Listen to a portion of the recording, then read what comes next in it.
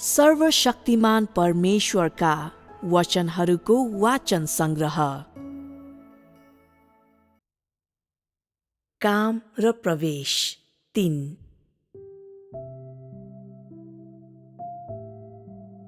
परमेश्वरले मानिसलाई धेरै कुरा जिम्मा दिनुभएको छ र अनगिन्ती तरिकाले तिनीहरूका प्रवेशलाई सम्बोधन गर्नुभएको छ।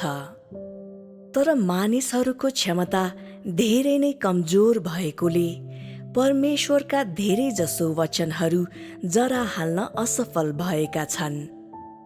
यस्तो कम क्षमता हुनुका विभिन्न कारणहरू छन्, जस्तै मानिसको सोच र नैतिकताको भ्रष्टता र उचित पालन पोषणको अभाव, मानिसको हृदयलाई गम्भीरतापूर्वक पकडमा पार्ने सामन्ती अन्धविश्वासहरू, मानिसको हृदयको गहिराईमा कैयौं खराब कुराहरू हालिदिने भ्रष्ट र पतित जीवनशैलीहरू, सांस्कृतिक साक्षरताको सतही बुझाइ, करिब 98% मानिसहरूसँग सांस्कृतिक साक्षरताको शिक्षा नहुनु, अनि अति थोरैले मात्र उच्च स्तरको सांस्कृतिक शिक्षा प्राप्त गर्नु।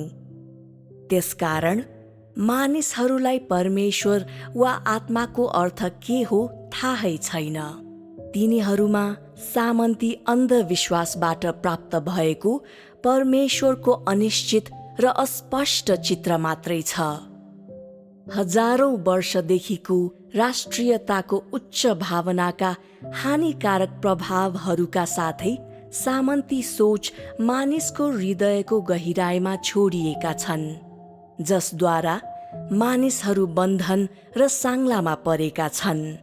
उनीहरूसँग अलिकति पनि स्वतन्त्रता छैन, आकांक्षा राख्ने र दृढ रहने कुनै चाहना छैन, प्रगति गर्ने कुनै इच्छा छैन। बरु निष्क्रिय र प्रतिगामी भई दास मानसिकता र अन्य यस्तै कुराहरूमा डुबेका छन्। र यी वस्तुगत तत्त्वहरूले मानव जातिको वैचारिक दृष्टिकोण, आदर्श, नैतिकता र स्वभावमा एक अमेट फोहोर र घिनलाग्दो कुरा हालिदिएका छन्। यस्तो लाग्छ मानिसहरू आतंकवादको अन्धकार संसारमा बाँचिरहेका छन्, जसलाई तिनीहरूमध्ये कसैले पनि पार गर्न खोज्दैन, र तिनीहरूमध्ये कसैले पनि आदर्श संसारमा जाने विचार गर्दैन। बरु तिनीहरू आफ्नो जीवनको नियतिसित सन्तुष्ट छन्। आफ्ना दिनहरू बच्चा जन्माउँदै र हुर्काउँदै, पसिना बगाउँदै, घरको कामकाज गर्दै, एक आरामदायी र सुखी परिवारको सपना देख्दै र शान्तिसित जीवन बिताउने क्रममा वैवाहिक स्नेह, छोराछोरीको आदर र जीवनको उत्तरार्धको खुसी पाउने सपना बुन्दै जिउँछन्। दशौं, हजारौं वर्षदेखि अहिलेसम्म मानिसहरूले आफ्नो समय यसरी नै नष्ट पारिरहेका छन्। कसैले पनि सिद्ध जीवन सिर्जना गरेको छैन। सबैजना यस अन्धकार संसारमा प्रसिद्धि र धनको पछि दौडदै र एकअर्काको विरुद्ध षड्यन्त्र गर्दै एकअर्काको हत्या गर्न तत्पर रहेका छन्। के कहिल्यै कसैले परमेश्वरको इच्छा खोजेको छ? के कसैले कहिल्यै परमेश्वरको काममा ध्यान दिएको छ? अन्धकारको प्रभावमा परेका मानवताका सबै भागहरू लामो समयदेखि मानव प्रकृति बनेको छ। त्यसैले परमेश्वरको काम अघि बढाउन धेरै गाह्रो छ, र मानिसहरू माझ आज परमेश्वरले तिनीहरूलाई जिम्मा दिनुभएको काममा ध्यान दिने हृदय झन कम भएको छ। तर जे होस्, मलाई विश्वास छ मैले यी कुराहरू बोलेकोमा मानिसहरूलाई कुनै आपत्ति हुने छैन, किनकि म जुन कुरा गर्दैछु त्यो हजारौं वर्षको इतिहास हो। इतिहासका कुरा भनेका तथ्यहरू हुन्। त्यसबाहेक ती कुराहरू सबैलाई स्पष्ट भएका कलङ्कित घटनाहरू हुन्। यसैले तथ्यको विपरीत कुरा भन्नुको के अर्थ छ र? तर मलाई यो पनि विश्वास छ कि यी वचनहरूलाई देखेर विवेकी मानिसहरू बिउझने छन् र उन्नति गर्ने कोसिस गर्नेछन्। परमेश्वर सबै मानिस शान्ति र सन्तुष्टिमा जिउन् र काम गरून्, साथसाथै परमेश्वरलाई प्रेम गर्न सकुन् भन्ने आशा राख्नुहुन्छ। सारा मानव जाति विश्राममा प्रवेश गरोस् भन्ने इच्छा परमेश्वरको छ। यो भन्दा पनि बढी सारा भूमि परमेश्वरको महिमाले भरियोस् भन्ने परमेश्वरको ठूलो इच्छा छ। मानव जाति शैतानद्वारा नराम्ररी भ्रष्ट भएर विस्मृति र अचेत अवस्थामा डुबेर रहनु शर्मको कुरा हो, जसको कारण आज तिनीहरूमा मानिसको स्वरूप पनि छैन। यसरी मानिसको विचार, नैतिकता र शिक्षाले एउटा महत्त्वपूर्ण कडी बनाउँछ। साथमा सांस्कृतिक साक्षरताको तालिमले दोस्रो कडी बनाउँछ। यसैले मानिसको सांस्कृतिक क्षमता बढाउन र तिनीहरूको आत्मिक दृष्टिकोण बदल्नु उत्तम हुन्छ। वास्तवमा परमेश्वरले मानव जातिका लागि तय गर्नुभएका मापदण्डहरू त्यति उच्च छैनन्, तर मानिसको क्षमता र परमेश्वरले तय गर्नुभएको मापदण्ड बीचको धाँधो धेरै ठूलो भएकोले धेरै मानिसहरूले आफ्नो टाउको उठाउँछन् र परमेश्वरका मापदण्डहरूतर्फ हेर्छन्, तर तिनीहरूमा ती मापदण्डहरू पूरा गर्ने क्षमताको कमी छ। मानिसहरूको जन्मजात गुण साथै जन्मपछि तिनीहरूले आफूलाई जे जस्ता कुराहरूद्वारा सुसज्जित पार्छन्, ती कुराहरू परमेश्वरका मापदण्डहरू पूरा गर्नका लागि पर्याप्त हुँदैनन्। तर यो कुरा बुझ्न सक्नु मात्रै एक अचूक समाधान होइन। पारी गाउँको पानीले तुरुन्त तिर्खा मेट्न सक्दैन। मानिसहरूले आफूहरू धुलो जस्तै तुच्छ छौँ भनेर जाने पनि यदि तिनीहरूमा परमेश्वरको हृदय सन्तुष्ट पार्ने सङ्कल्प छैन भने र परमेश्वरका मापदण्डहरू पूरा गर्न उन्नत तरिका कहिल्यै अपनाउँदैनन् भने त्यस किसिमको ज्ञानको के मूल्य हुन्छ र? के यो बाँसको डोकोले इनारको पानी ताने जस्तै पुरै व्यर्थ हुँदैन र? मैले जुन गुत्थीको कुरा गर्दैछु त्यो प्रवेशसित सम्बन्धित छ। मुख्य विषय नै त्यही हो। मानिसको प्रवेशको क्रममा जीवन सधैँ न्यास्रो हुन्छ। आत्मिक जीवन दिक्क लाग्दा तत्त्वहरूले भरिएको हुन्छ, जस्तै प्रार्थना गर्ने, परमेश्वरका वचनहरू खाने र पिउने, वा भेलाहरू आयोजन गर्ने आदि। यसकारण मानिसहरूले परमेश्वरमा विश्वास गर्दा कुनै ठूलो आनन्द प्राप्त हुँदैन भन्ने सधैँ महसुस गर्छन्। त्यस्ता आत्मिक गतिविधिहरू सधैँ मानव जातिको मौलिक स्वभावको आधारमा गरिन्छ, जुन शैतानद्वारा भ्रष्ट पारिएको छ। मानिसहरूले कहिलेकाहीँ पवित्र आत्माको ज्ञान प्राप्त गर्न सके पनि तिनीहरूको मौलिक सोच, स्वभाव, जीवनशैली र बानीहरूले अझै पनि जरा गाडेका हुन्छन् र यसैले तिनीहरूको प्रकृति अपरिवर्तित नै रहन्छ। मानिसहरूले गर्ने अन्धविश्वासपूर्ण गतिविधिहरूलाई परमेश्वर सबैभन्दा बढी घृणा गर्नुहुन्छ, तर धेरै मानिसहरूले ती अन्धविश्वासका गतिविधिहरू परमेश्वरले नै आदेश गर्नुभएको हो भन्ने सोच्दै अझै पनि ती कुराहरूलाई त्याग्न सक्दैनन् र आज पनि तिनीहरूले ती कुराहरूलाई पूर्ण रूपमा हटाउन सकेका छैनन्। जवान मानिसहरूले प्रबन्ध गर्ने विवाहका भोज र दुलहीका सरसामानहरू, नगद उपहार, भोज र आनन्दका अवसरहरू मनाइने त्यस्तै अन्य तरिकाहरू, हस्तान्तरण हुँदै आएका प्राचीन सूत्रहरू, मृतकहरूका निम्ति गरिने सबै अर्थहीन अन्धविश्वासका कार्य र अन्त्येष्टि संस्कारहरू, यी कुराहरू त परमेश्वरका निम्ति अझ बढी घृणित छन्। आराधनाको दिन समेत धार्मिक संसारले पालन गर्ने शबाथको दिन लगायत उहाँको निम्ति घृणित छ र सामाजिक सम्बन्ध र मानिस बीचको सांसारिक अन्तर्क्रियाहरूलाई परमेश्वर धेरै तुच्छ ठान्नुहुन्छ र अस्वीकार गर्नुहुन्छ। सबैले जानेका वसन्त महोत्सव र ख्रिस्टमसको दिन पनि परमेश्वरले आदेश दिनुभएको होइन। यी उत्सवका दिनहरूमा प्रयोग गरिने खेलौना र सजावटहरू जस्तै मनोहर पंक्तिहरू, पटकाहरू, बत्ती, पवित्र भोज, ख्रिस्टमस उपहारहरू र ख्रिस्टमसको रमझम आदि उहाँले आदेश दिनुभएको हुने त कुरै नगरौँ। के यी सबै कुरा मानिसहरूको मनभित्र भएका आदर्शका कुराहरू होइनन् र? शबातमा रोटी भाँच्ने, दाख मद्य र मिहिन मलमल त झन् बढी आदर्शका कुराहरू हुन्।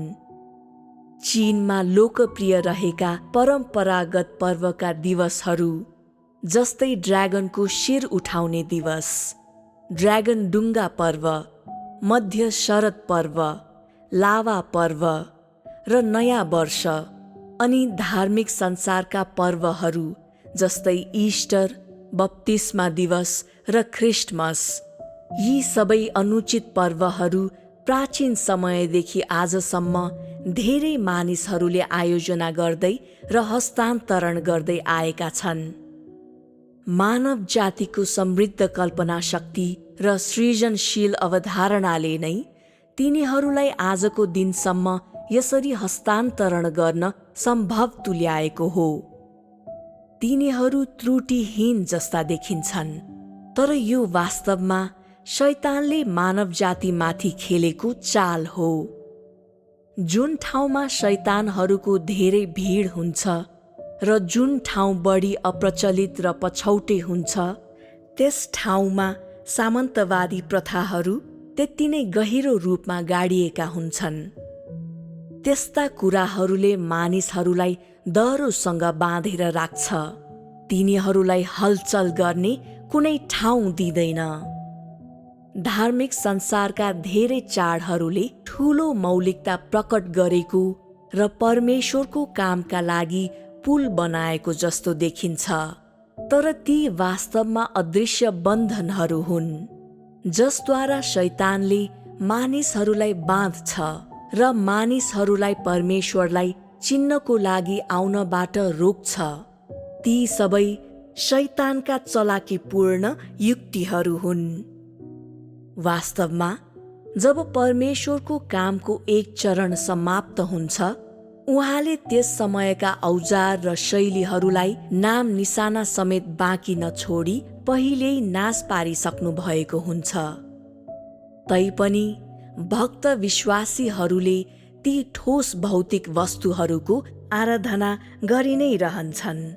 यस क्रममा तिनीहरूले परमेश्वरसित जे छ त्यसलाई आफ्ना मनको पछाडि धकेल्छन् र त्यस उपरान्त त्यसको अध्ययन गर्दैनन्। तिनीहरू परमेश्वरको प्रेमले पूरा भरिएका जस्ता देखिन्छन्, जबकि वास्तवमा तिनीहरूले उहाँलाई धेरै समय अघि नै घरबाट बाहिर निकालेर शैतानलाई आराधना गर्ने टेबलमा राखेका हुन्छन्। येशू, क्रुस, मरियम, येशूको बप्तिस्मा र अन्तिम भोज आदिका चित्रहरू, यी कुराहरूलाई मानिसहरूले स्वर्गका परमप्रभुको रूपमा मान्छन् र जहिले पनि परमप्रभु स्वर्गमा बस्नुहुने पिता भनेर पुकारिरहेका हुन्छन्। के यो सबै ठट्टा होइन र? आजको दिनसम्म त्यस्ता धेरै भनाइ र अभ्यासहरू मानव जातिमाझ हस्तान्तरण गरिएका छन् र ती सबै नै परमेश्वरका निम्ति घृणित छन्। तिनले परमेश्वरको अगाडिको बाटोलाई गम्भीर रूपमा अवरोध गर्छन् र अझ भन्ने हो भने मानव जातिको प्रवेशमा ठूलो अवरोध उत्पन्न गर्छन्। शैतानले मानव जातिलाई भ्रष्ट पारेको हदलाई पन्छाएर हेर्दा मानिसहरूको भित्री अन्तस्करण पूर्ण रूपले विटनेस लीका कानूनहरू, लरेन्सका अनुभवहरू, वाचम्यान नीका सर्वेक्षणहरू र पावलका कामहरूले भरिएको हुन्छ। परमेश्वरका लागि मानिसमा काम गर्ने कुनै उपाय हुँदैन, किनकि तिनीहरूभित्र अति धेरै व्यक्तिवाद, कानून, नियम, विनियम, प्रणाली र त्यस्तै अन्य कुराहरू हुन्छन्। मानिसको सामन्ती अन्धविश्वासी प्रवृत्ति बाहेक यी कुराहरूले मानव जातिलाई कब्जा गरेका र नाश पारेका छन्। यस्तो लाग्छ मानिसहरूका विचारहरू एउटा चाख लाग्दो परिकथा वर्णन गर्ने पूर्ण रङ्गीन विचित्रका प्राणीहरू बादलमा सवार हुने चलचित्र हो र त्यो यति कल्पनाशील हुन्छ कि यसले मानिसहरूलाई चकित बनाउँछ र तिनीहरू स्तब्ध र अवाक बन्छन्। सत्य कुरा भन्नु पर्दा परमेश्वर आज जुन काम गर्न आउनु भएको छ त्यो मुख्य रूपमा मानव जातिको अन्धविश्वासका कुराहरू निराकरण गर्न र हटाउनका साथै तिनीहरूका मानसिक दृष्टिकोणलाई पूर्ण रूपान्तरण गर्नु हो। मानव जातिद्वारा पुस्तौं पुस्तादेखि हस्तान्तरण गरिँदै आएको उत्तराधिकारको कारण परमेश्वरको काम आजको दिनसम्म रहेको होइन। यो काम उहाँद्वारा व्यक्तिगत रूपमा सुरु भएको र उहाँद्वारा नै सम्पन्न भएको हो। यसमा सफल हुनको लागि कुनै खास महान आत्मिक व्यक्तिको विरासत वा कुनै अर्को युगमा परमेश्वरले गर्नुभएको प्रतिनिधिमूलक प्रकृतिको कुनै पनि कामको उत्तराधिकार प्राप्त गर्नुपर्ने आवश्यकता परेन। मानव जातिले यी कुनै पनि कुराको बारेमा चिन्ता लिनु पर्दैन। आज परमेश्वरसँग बोल्ने र काम गर्ने शैली अर्कै छ। त्यसैले मानिसले किन आफैलाई दुःख दिनुपर्छ र?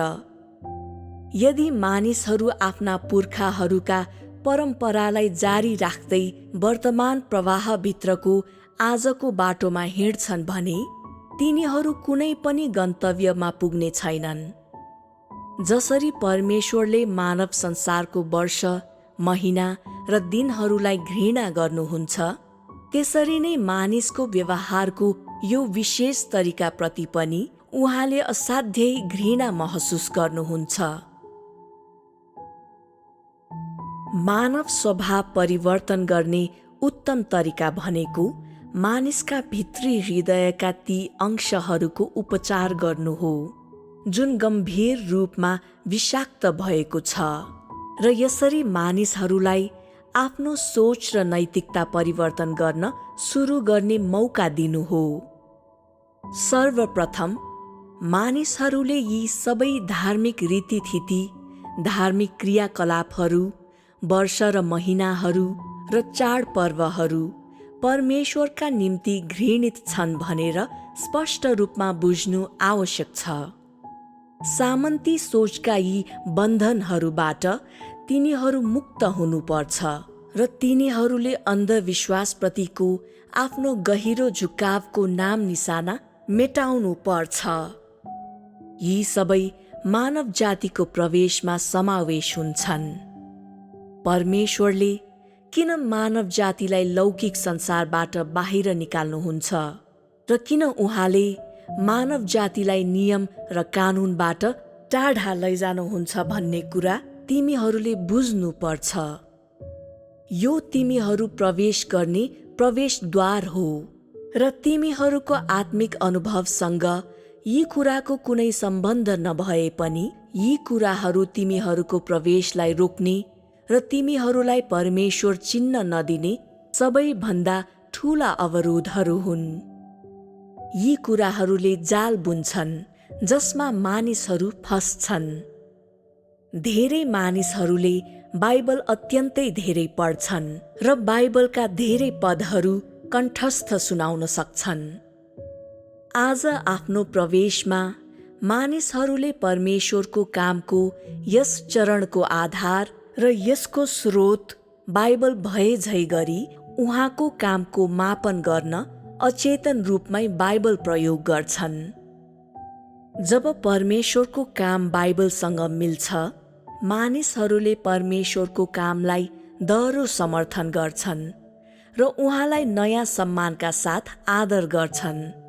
जब परमेश्वरको काम बाइबलसँग नमिल्दो हुन्छ, मानिसहरू यति चिन्तित हुन्छन् कि तिनीहरू असिन पसिन हुन्छन् र त्यसभित्र परमेश्वरको कामको आधार खोजी गर्छन्। यदि बाइबलमा परमेश्वरको कामको कुनै उल्लेख छैन भने मानिसहरूले परमेश्वरलाई बेवास्ता गर्नेछन्। यो भन्न सकिन्छ कि परमेश्वरको कामको कुरा हुँदा धेरै मानिसहरूले यसलाई सतर्कता र होसियारी साथ स्वीकार्छन्। तिनीहरूले यसलाई चुनी चुनी आज्ञा पालन गर्छन् र यसको बारेमा जान्नका निम्ति उदासीन महसुस गर्छन्। जहाँसम्म विगतका कुराहरूको सवाल छ, तिनीहरूले ती कुराहरूको आधा भागलाई समात्छन् र अर्को आधा भागलाई छोड्छन्। के यसलाई प्रवेश भन्न सकिन्छ? अरूका पुस्तकहरूलाई बहुमूल्य ठानेर समात्दै र तिनलाई परमेश्वरको राज्यको ढोकाको सुनौलो साँचोको रूपमा लिँदै मानिसहरूले आज परमेश्वरले तिनीहरूबाट जे चाहनुहुन्छ त्यसमा कुनै चासो राख्दैनन्। यसबाहेक धेरैजना बुद्धिमानी विशेषज्ञहरूले परमेश्वरका वचनहरूलाई आफ्नो देब्रे हातमा र अरूका उत्कृष्ट कृतिहरूलाई दाहिने हातमा राख्छन्। मानौ परमेश्वरका वचनहरूलाई पूर्ण रूपमा सही छन् भनी प्रमाणित गर्न तिनीहरू यी उत्कृष्ट कृतिहरूभित्र आजका परमेश्वरका वचनहरूको आधार खोज्न चाहन्छन् र तिनीहरूले कृति नै सिर्जना गर्न लागे जस्तो गरी परमेश्वरका वचनहरूलाई ती उत्कृष्ट कृतिहरूसँग जोड्छन् र अरूलाई ती वचनहरू बताउँछन्।